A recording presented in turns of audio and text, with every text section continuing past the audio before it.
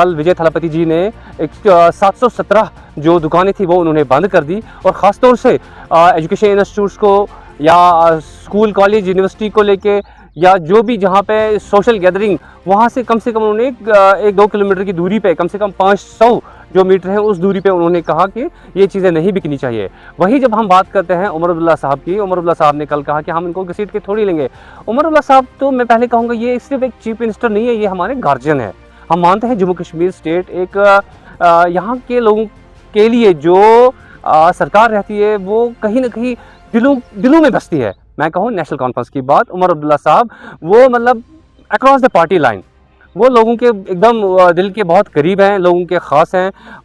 मैं मानता हूँ कि वो हमारे गार्जियन हैं और गार्जियन को जाहिर सी बात है कि किस तरह का मतलब बयान देना चाहिए जहाँ पे जो उनके लोग जुड़े हैं उनको ठेस नहीं पहुँचनी चाहिए। देखिए कि शराब हराम है तो उमर साहब को ये चीज़ देखनी है कि यहाँ पे अगर हम 70-80% मुस्लिम हैं जो जहाँ पर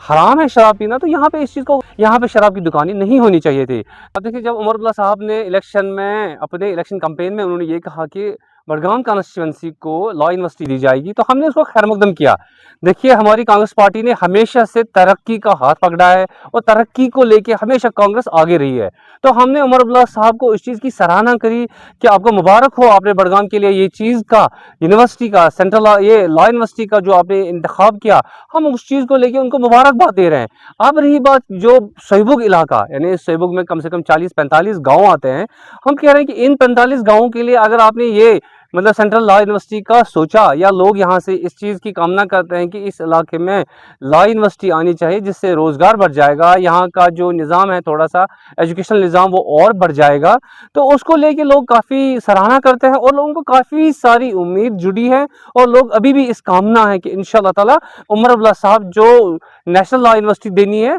वो सोईबुग इलाके को ही देंगे क्योंकि यहाँ पे वो गवर्नमेंट के ज़्यादा गवर्नमेंट के दफातर नहीं है, गवर्नमेंट का उतना ज़्यादा डायरेक्ट इंटरवेंशन नहीं है इस इलाके में। शायद अगर लॉ यूनिवर्सिटी यहाँ आए तो उससे जो गैप है वो कहीं ना कहीं कम हो जाएगा। देखिए आप कह रहे हैं कि जो विजय थलापति जी और उमर अब्दुल्ला साहब जो हैं, आप इन दोनों के जो बयानात हैं उनको लेके कंपैरिजन करना, जाहिर सी बात है कि आप देखिए हर किसी स्टेट का अपना अपना वो सेंसिटिव इशू रहता है। जम्मू कश्मीर के लिए, ख़ासतौर से कश्मीर वैली के लिए जो शराब है ये काफ़ी सेंसिटिव इशू है। शायद ये उतना सेंसिटिव इशू तमिलनाडु में नहीं है जिस तरह से कल विजय थलापति जी ने एक 717 जो दुकानें थी वो उन्होंने बंद कर दी और ख़ास तौर से एजुकेशन इंस्टीट्यूट्स को या स्कूल कॉलेज यूनिवर्सिटी को लेके या जो भी जहाँ पे सोशल गैदरिंग वहाँ से कम उन्होंने एक 2 किलोमीटर की दूरी पे कम से कम 500 जो मीटर है उस दूरी पे उन्होंने कहा कि ये चीज़ें नहीं बिकनी चाहिए। वही जब हम बात करते हैं उमर अब्दुल्ला साहब की, उमर अब्दुल्ला साहब ने कल कहा कि हम इनको घसीट के थोड़ी लेंगे। उमर अब्दुल्ला साहब तो मैं पहले कहूँगा ये सिर्फ एक चीफ मिनिस्टर नहीं है, ये हमारे गार्जियन है। हम मानते हैं जम्मू कश्मीर स्टेट एक यहाँ के लोगों के लिए जो सरकार रहती है वो कहीं ना कहीं दिलों में बसती है। मैं कहूँ नेशनल कॉन्फ्रेंस की बात, उमर अब्दुल्ला साहब वो मतलब अक्रॉस द पार्टी लाइन वो लोगों के एकदम दिल के बहुत करीब हैं, लोगों के ख़ास हैं। मैं मानता हूँ कि वो हमारे गार्जियन हैं और गार्जियन को जाहिर सी बात है कि किस तरह का मतलब बयान देना चाहिए जहाँ पे जो उनके लोग जुड़े हैं उनको ठेस नहीं पहुँचनी चाहिए। हम कहते हैं शराब की बात कश्मीर में कि उमर साहब को ये बात पता है कि कश्मीर में जो शराब का सेंसिटिव माहौल है, ताल्लुक है शराब को लेके कि शराब हराम है, तो उमर साहब को ये चीज़ देखनी है कि यहाँ पे अगर हम 70-80% मुस्लिम हैं जो जहाँ पर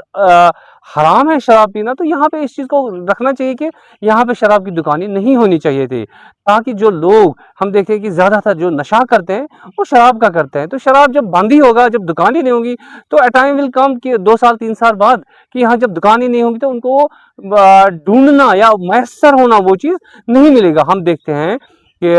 इधर गुजरात में शराबबंदी है, हम देखते हैं कि बिहार में शराबबंदी है। तो जब वो स्टेट चल सकती है जहाँ पे मतलब ज़्यादा जो गैर मुस्लिम आबादी है, जहाँ पे शराब को उतना ज़्यादा मतलब अदरवाइज़ नहीं लिया जाता या हराम नहीं माना जाता है, जब वो इसको बैन कर सकते हैं, why not Jammu Kashmir, why not Kashmir. मतलब कश्मीर के लिए भी एक प्रोविज़न, स्पेशल प्रोविज़न होना चाहिए कि यहाँ शराब की दुकानें मतलब इस तरह से ओपनली नहीं होनी चाहिए, ताकि लोगों को जो एक्सेसिबिलिटी हो वो ना हो। लोगों को शराब ना मिले। जब लोगों को शराब ना मिले तो जाहिर सी बात है कि जब शराब हम देखते हैं कि ये सारी बुराइयों की जड़ है, हम मानते हैं कि शायद बुराइयों की जड़ है, तो लोग शराब फिर जब अवेलेबल नहीं होगा तो पिएंगे क्या। आप देखिए ये बड़ी मतलब मैं मानता हूँ ये हमाकत की बात है कि हमें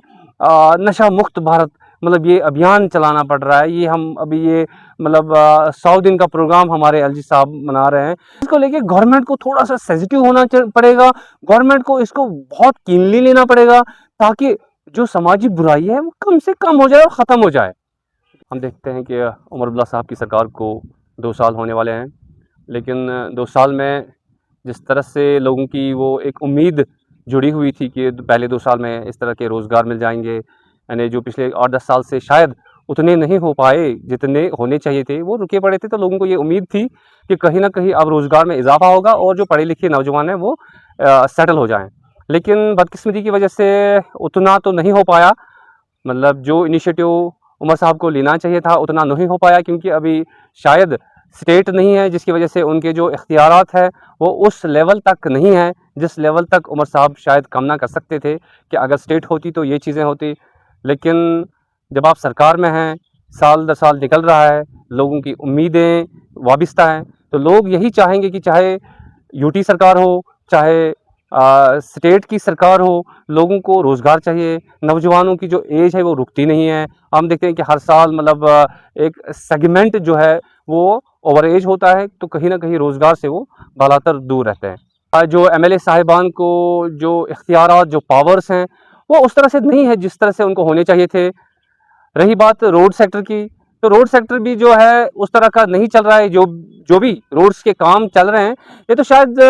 मतलब कंटिन्यू प्रोसेस रहता है। एक स्टेट में एक सिस्टम है जिसको हमारे चीफ सेक्रेटरी साहब चलाते हैं, तो एक सिस्टम में चलता रहता है ना। इसमें उतना ज़्यादा नहीं है कि आपका पॉलिटिकल रिप्रेजेंटेशन है या ना है। गवर्नमेंट का जो अपना एक लाइअमर रहता है कि हमें रोड्स बनाने हैं, तो उनका सिस्टम रहता है कि इतने सारे रोड्स मैक्सिमाइजेशन करनी है या ग्रेडिंग करनी है, ग्रेड 1 2 करना है, वो तो कंटिन्यू रहता है। लेकिन जो लोगों की वो कामना थी, जो लोगों का एतबार था कि इस सरकार से कि शायद हमारे ये जो रुके पड़े काम हैं ये हो जाएं, वो अभी तक शायद उस तरह से नहीं हो पा रहे हैं जिस तरह से लोग चाहते थे।